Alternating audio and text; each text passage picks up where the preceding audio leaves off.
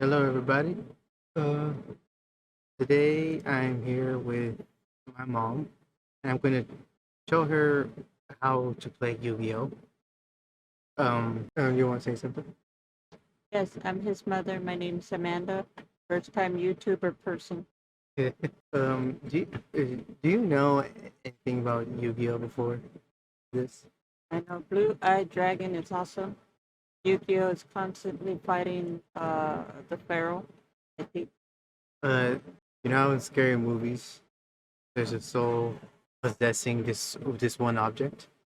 Yeah, Basically, the pharaoh possessed a Millennium Puzzle, yeah. and then That's there's the this kid, necklace, right?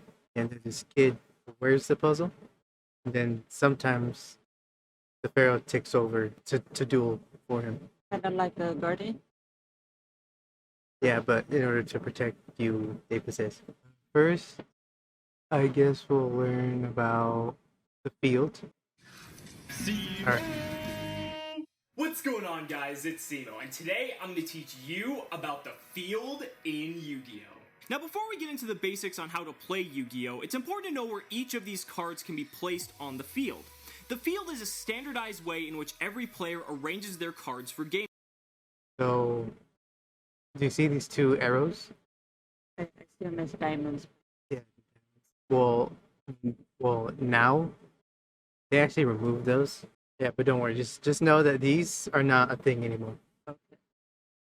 Gameplay. There are several different zones that make up the field, and we'll be going into each of these areas more in depth later on, but for now, let's go ahead element of the field piece by piece. Let's start with the monster zone, since it takes up a majority of the field. This is where you play monsters. Now, a player can only have a maximum of 5 monsters on their side of the field at any given time. This also goes for the spell and trap zone. A player can only have a maximum of 5 spell and Yeah. That's for one side alone. Yeah, for one side, it's this. So this would be your area, and then on the other side, You would have your own setup exactly like that. yeah. or trap cards on their side of the field at any given time as well, whether they're face up or face down. Now next up is the deck zone. The deck zone is for your pre-constructed deck of between 40 to 60 cards, and is placed in this zone at the start of a match once the decks have been cut and shuffled. Next up is the extra deck zone. This zone is for your constructed extra deck of between 0 and 15 extra deck cards. The deck is placed in this zone face down at the start of a match. Not all players use an extra deck with their strategy, but if you are using one, it must be visible to your opponent to confirm that they are in fact using an extra deck. Next is the field spell zone. This is specifically for field spell cards, which are indicated by the shuriken-shaped crest icon on certain spell cards. Field spell cards are not placed in the traditional spell and trap zone, and are instead placed in this zone. We'll be going into the specifics of field spell cards much later on as well. Next up is the graveyard. When monsters are destroyed, or when spell and trap cards have been resolved, they are placed in the graveyard face up. It's very important that you do not change the order of the cards in your graveyard unless a card effect specifies otherwise, as there are some cards that rely on the order of. Okay, so you don't laugh, and I hope nobody out there laughs. Yes. And please regard that I'm your mother and I'm a little bit older than you. So, according to the cartoon I watched, Oh, the cartoon doesn't follow any sort of logic. well, I mean, Actually, to like the some first, consistency, it does, because check this out. Now, stop me where I'm wrong, because of course, uh, anything digital and moving stretches the facts. So, yes. in the cartoon, Mm-hmm. the graveyard, it simply showed us that if they were revivable, or you could summon them again, i.e., blue eyed, black dragon, something. Shut Uh-huh. up. I know that was wrong. Just don't laugh. Okay. Could still be revived from there, but the order of the deck was basically, because they're all face up, they just get simply flipped over, and then you start from the top. Where am I wrong? I'm not too sure why there's a thing about the order of the graveyard, since everyone's shuffling through there anyways. Cards in your graveyard to be used properly. Also, your opponent can look at the cards in your graveyard at any time. This, alongside knowing if whether or not you are playing an extra deck, is called public knowledge. Field is the banish zone. Typically, when a card is used, it is sent to the graveyard. However, in some cases, cards can be banished instead of being sent to the graveyard. This is important because if a card is banished, a card that might interact with cards in your graveyard cannot interact with cards that are in the banish zone.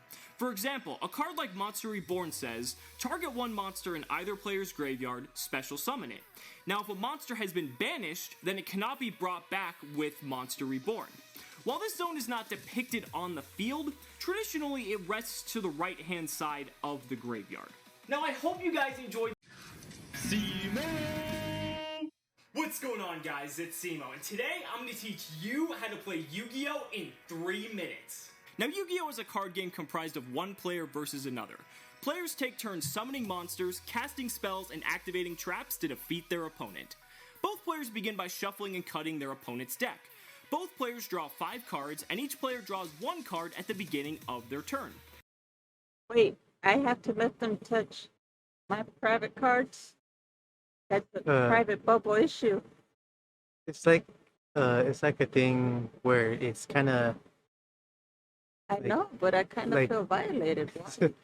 Because what if like your opponent manages to put a certain card on top, so you do it some other way so they don't do that. I see what you're saying. In case I watch them shuffle their own deck, Yeah. they could cowboy me and pull it out of their sleeve and land it right on the top. So, oh my god, it just so happened to appear this. Yeah. Okay. Yeah, basically. However, the player who makes the first move does not get to draw on their very first turn. Now, each player starts with 8,000 life points, and the objective of the game is to reduce your opponent's life points down to 0. A player loses the duel when either their life points hit 0, they run out of cards to draw from their deck, or if their opponent resolves a win condition like Exodia. There it is. No, Oh yeah, the Exodia. The most common way to reduce your opponent's life points to 0 is through the use of monsters. Each turn, players can normal summon one monster to their side of the field, either in face-up attack position, or set that monster in face-down defense position. Some monsters can also be special summoned, granting you more monsters to battle with, and some even have special abilities. Just the last part, he said, what did he do to have more monsters to play with? He did a special summon. If the card you use says you can. Okay, so the special summoning has to specifically say, hey, you can go. Yeah, like it has to say either from your hand, the graveyard, or the deck. Okay. Special summon and grab stuff from the deck in any amount of time. And it doesn't look suspicious to nobody. It's a normal. Yeah, it's a normal thing. Okay. But every time you do it, you have to shuffle your deck. Oh, okay. You can't leave it in whatever order it was. Yeah. Okay. Just be sure to read the card text. Now, monsters have an attack value applied when they're in attack mode, and a defense value applied when they're in defense mode. When a monster declares an attack on another attack position monster, you compare both of the monster's attack values to see which is higher. The monster with the higher attack value wins the battle, and then you calculate the difference in the attack values and subtract that total from the life points of the player who lost the battle. The monster that lost the battle is then destroyed and sent to the graveyard. Now, if both monsters have the same attack value, both monsters are destroyed and neither player takes any damage. Now, when an attack position monster declares an attack on a defense position monster, you compare the attacking monster's attack value and the defensive monster's defense value to see which is higher. The monster with the higher value wins the battle. If the attacking monster wins the battle, the defensive monster is sent to the graveyard, but the player takes no damage since the monster was in defense mode. However, that is a very common way to save yourself from taking no damage. Defensive? Yeah, because let's say Okay. let's say in your First of all, hand. the one that's in defense mode is the one on its side? Yeah. Okay. So let's say you don't have anything like much in your hand, Uh-huh. but you don't want to take damage. Mhm. So you just put a card in defense position, and then save yourself from extra damage. if the defensive monster wins the battle, neither monster is destroyed, but the owner of the attacking monster takes damage to their life points equal to the difference of the two values. If your opponent doesn't have any monsters, you can attack their life points directly, dealing the maximum damage possible, and it's usually the quickest way to win a duel. This is calculated by subtracting the attacking monster's attack value directly from the opposing player's life points. Now, monsters aren't the only cards available in the game of Yu-Gi-Oh! There are also spell cards and trap cards that can aid you in your monsters, or help you disrupt your opponent's plays as well. Spell cards are typically used during your turn, while trap cards have to be placed face down for one turn before being used. But they have the added benefit of being able to be flipped up during your opponent's turn. Again, just be sure to read the card text to know exactly how each card functions. He says that a lot because nobody does it. Read the cards. I'm pretty sure, but Like I just want to be Abney? the other person. Like Abney, he doesn't read the card. And so he does something he can't do. So I have to explain to him he can't do that. Frustrated. No, I get frustrated. I get frustrated because I can see him reading the cards and he knows what to do the first time, right? But then he does it. Then he doesn't read the next card he gets. Basics on how to play Yu-Gi-Oh! It's really important to first know how to read and identify the contents of each card. Now, as you can see, there are a lot of different elements that make up just a single card alone, but let's go ahead and break it down. First off is the card's name. This is essentially how you identify each card. Some cards may have varying artwork for the same card, but the name will always remain consistent. Sometimes you might see a card's name appear inside quotation marks within another card's effect. The name inside the quotation marks is referring to that specific card. Now, most players will shorthand names when talking about specific cards, referring to Blue Eyes White Dragon as Blue Eyes, or Breaker the Magical Warrior as Breaker, so if you're ever confused about what card someone is referring to, it's always okay to ask for clarification. Now, next up is Attribute. An attribute is an elemental characteristic that helps diversify different monsters. There are 7 different attributes: Fire, Water, Earth, Wind, Light, Dark, and Divine. Attributes are important because some cards synergize with monsters that have specific attributes. For example, let's take a look at the equipped spell card Shine Palace. It reads, equip only to a light monster. It gains 700 attack. So simply put, if the monster is light, then it is a valid target for Shine Palace. Next up is Level. A monster's level is equal to the number of stars depicted on the card. Level is important for several different reasons that we'll cover later on, but the main reason is summoning. I've mentioned previously that each player is only allowed to normal summon or set one monster per turn. To normal summon or set a monster, that monster needs to have a level of 4 or lower to be able to be normal summoned or set. Now, monsters with level 5 or 6 require one monster already on your field to be tributed and Why? Um, It's just a new thing now. Okay, so this has always been a thing. But it would be would it be a spell trap thing? Would it be No, it says require one trip? that's basically like another normal summon. So you're using your normal summon to tribute summon. But it's not killing it off, is it? Yep, basically. So like you have a monster on the throwing field. the card away? Yeah, so you have a monster on the field. You grab it, put it in the graveyard, and then you can tribute summon Oh, okay. another monster. sent to the graveyard to be normal summoned or set. And monsters of level 7 or higher require 2 monsters to be tributed.